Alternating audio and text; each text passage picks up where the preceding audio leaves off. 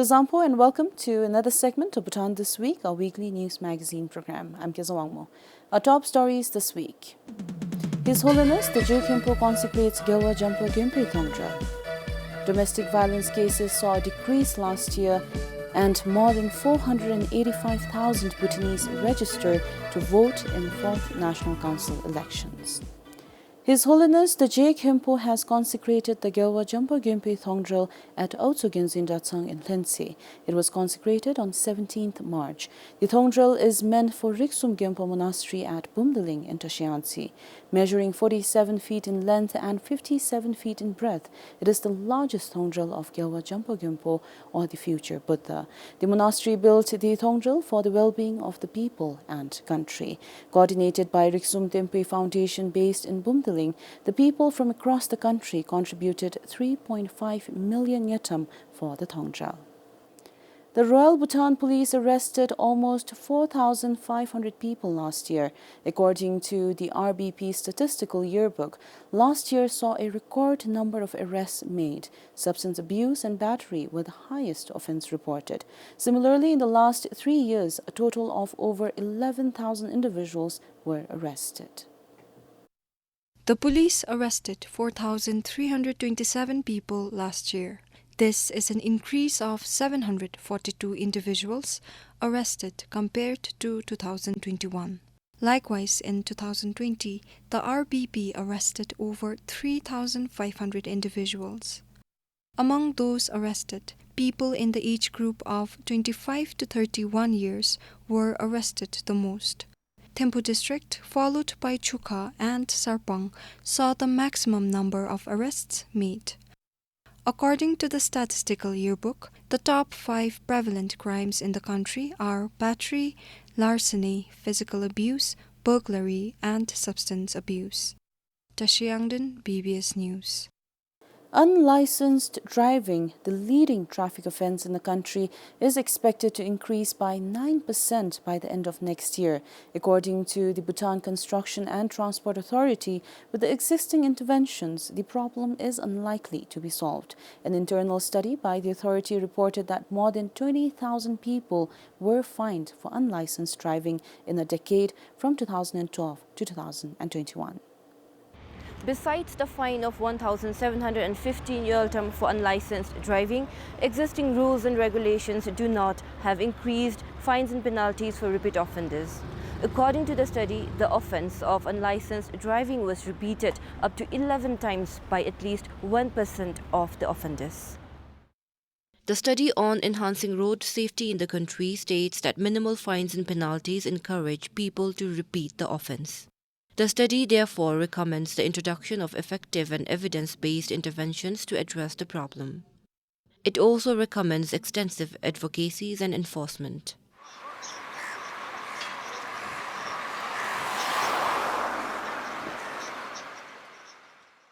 Other major traffic violations include drink driving, use of cell phones while driving, and speeding.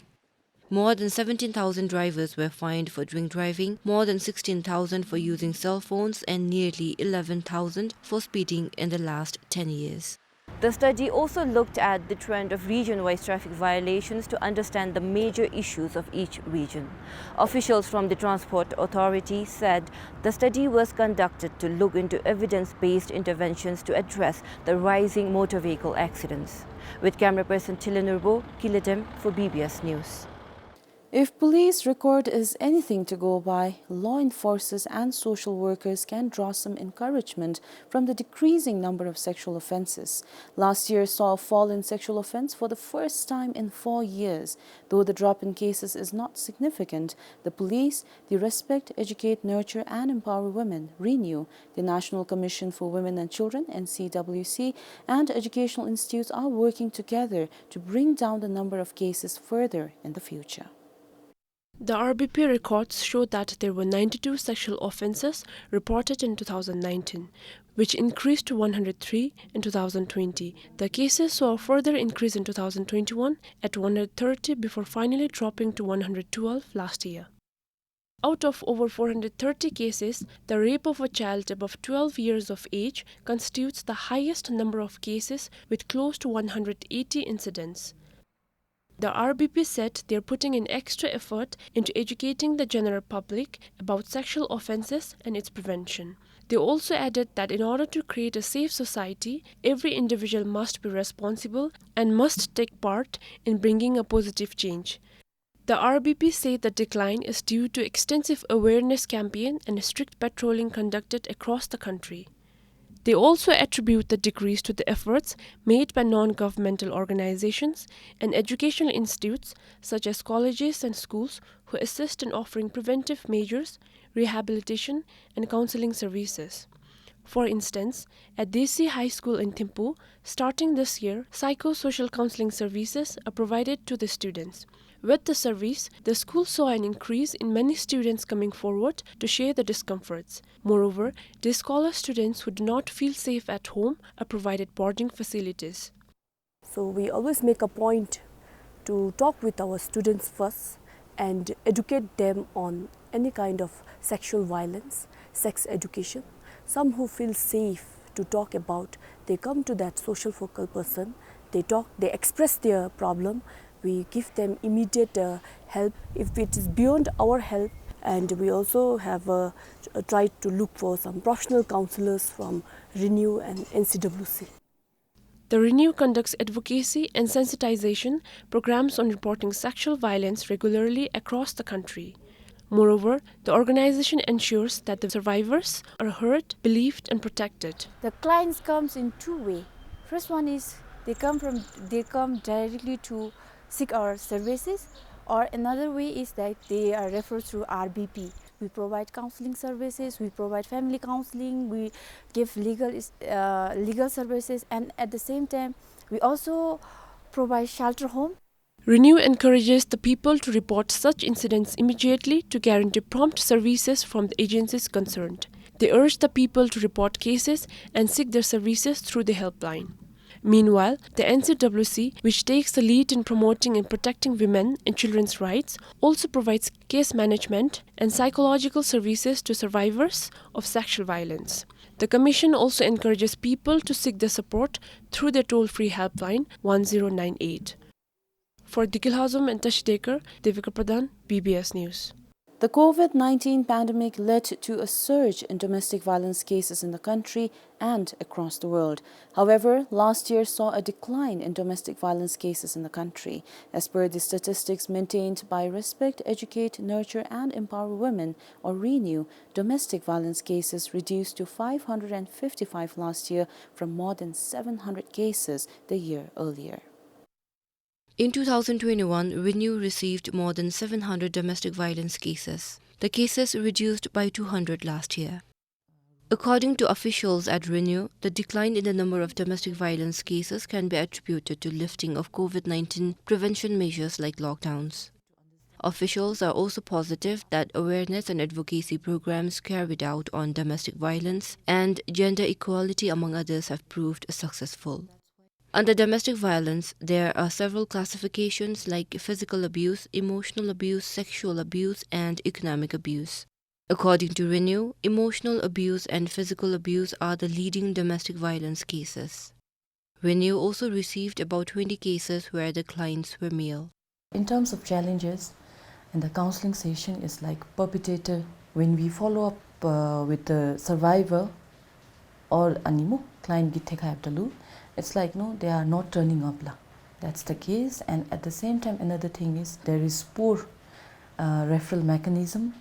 The Renew counsellor said they are looking forward to enhancing advocacy programs and their services. Today, Renew provides different services like shelter homes, legal aid, medical aid and livelihood trainings. Kilatem for BBS News.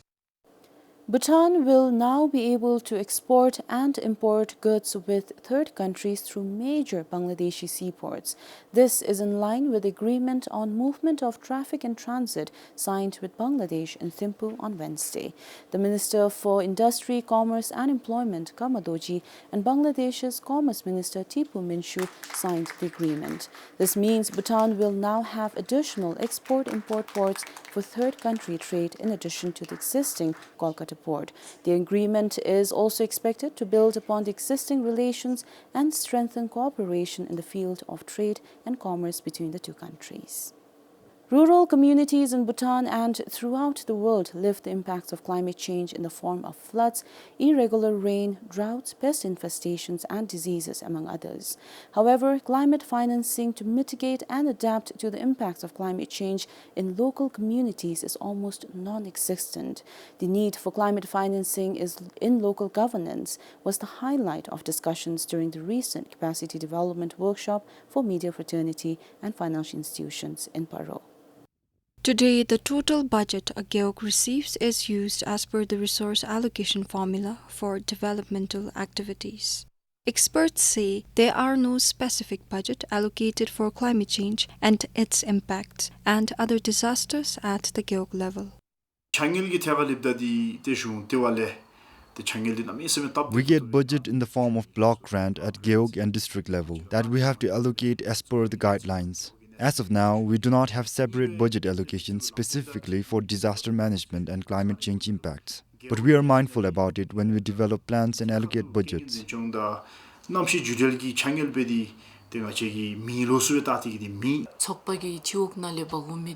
As of now, Tokpas gather people's demand for amenities in their communities from the Chiwok level. Accordingly, we plan and put up to a higher decision-making body like the Dzonghaksoktu. So far, we gave priorities to the people's needs only. Few months ago, I got an opportunity to sit in one of the trainings, capacity development on climate change, and now at least we know how important it is to make plans as per climate change adaptation. The lack of climate change awareness is expected to change through advocacies and capacity development of local leaders and other relevant agencies. Our target is that they will be able to plan any developmental activities in line with climate change and its adaptive measures. Similarly, we also thought the financial institutes and media should be aware of the situation, so we met together to thrash out this issue. Now, with climate change, people have to face many new challenges for the first time. For that, we have to train and advocate the local leaders, as they are the key people that develop plans and execute them at the local level. Therefore, if they understand the concept, they would align their developmental plans with climate change and its impacts. The workshop highlighted crop diversification, improved irrigation system, community forest management, replacement or rectification of infrastructures, water source management, and establishment of community-based insurance or compensation schemes to help local communities to mitigate and adapt to the impacts of climate change. For Namgyewan Train Paro, Tashiangden, PBS News. Situated in the young Himalayan range, Bhutan is prone to earthquakes, and building earthquake-resilient structures is crucial to test the strength of the composite masonry, which includes both stone and earth-rammed structures to earthquakes. The Department of Culture, in collaboration with the Japan International Cooperation Agency, or JICA, conducted the final test and demonstration recently. The demonstration marked the end of the 6-year project. The tests, which included stress tests and shaking table tests, among others, were conducted on a replica of the composite masonry building constructed in the Department of Culture. Lerim dinalonga chigi ta full scale test lamela tingchim thoni khora bombera kaim ngasul lamluk ta thidi kaim bere chappe dinalonga chigi. In this demonstration, we have conducted a full-scale earthquake test with the whole 2-storied house. We even demonstrated a shaking table test to the effect of the earthquake with smaller model houses. This is in order to safeguard houses against future earthquakes. One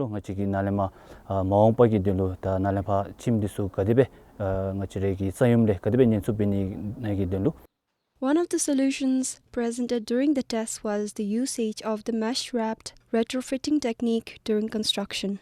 In this, the walls are wrapped with mesh from both outside and inside of the building, protect stone masonry and rammed earth houses from earthquakes.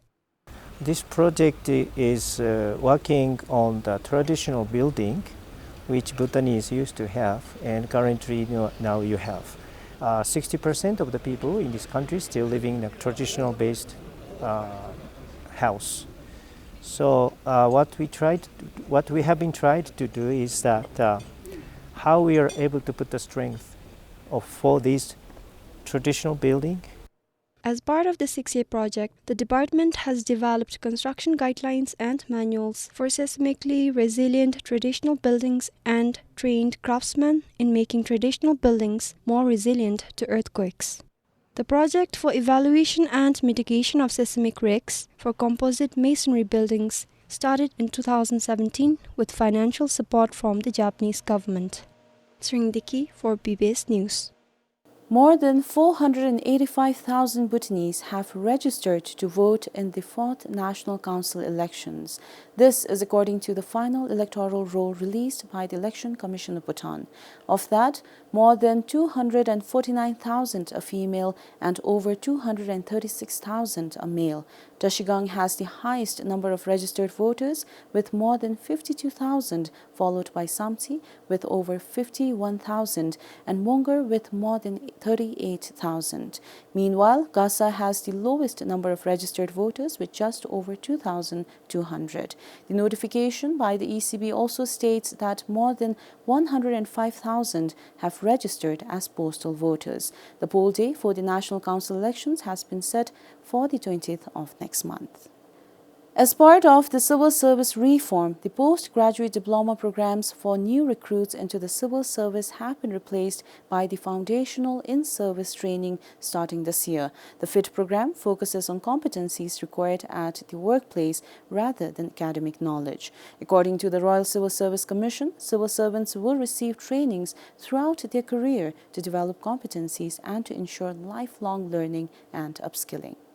In the past, graduates selected through the civil service examination undergo a year-long postgraduate diploma program in public administration and financial management at the Royal Institute of Management. Starting this year, the selected graduates will undergo a 1 to 3 month long foundational in-service training or FIT program. In the process of reviewing training and development, we felt the need to make our civil service system more dynamic, more agile in solving our problems, in serving, in providing public service delivery more efficiently and effectively. So we thought that if we equip our civil servants with job-specific and job-related competencies and skills, they'll be able to take up their responsibilities faster and in a more agile manner. All the competencies required at the foundation level to begin with have been taken care, and the various modules in both phase 1 and phase 2 will help the civil servants to actually begin their work as a young civil servant. A total of 259 selected graduates are being trained in the FIT Phase 1 program. The first batch of new civil service recruits will complete the FIT program by end of April. The Commission, along with the RIM, will review the program when the first batch completes their training. Meanwhile, the RCSC has also introduced leadership development and assessment programs to enhance leadership and management competencies at all position levels. Kinzangladin, PBS News. Oral health among Bhutanese remains poor with increasing number of dental caries or tooth decay cases. This is according to the preliminary report on National Oral Health Survey which was conducted last year. Health officials said the incidence of dental caries among young children and adults are more than 80% at the World Oral Health Day celebration in Thimphu today. Officials attributed to poor eating habits and flaws in brushing technique. During the celebration, health officials demonstrated the proper technique for brushing to the students of Jigmelosal Primary School in Thimphu.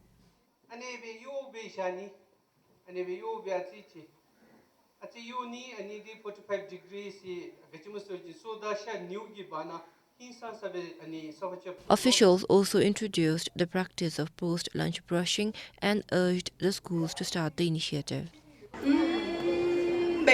Sotuka. Somika. Kalena Batush. Oh, me. Sotuka.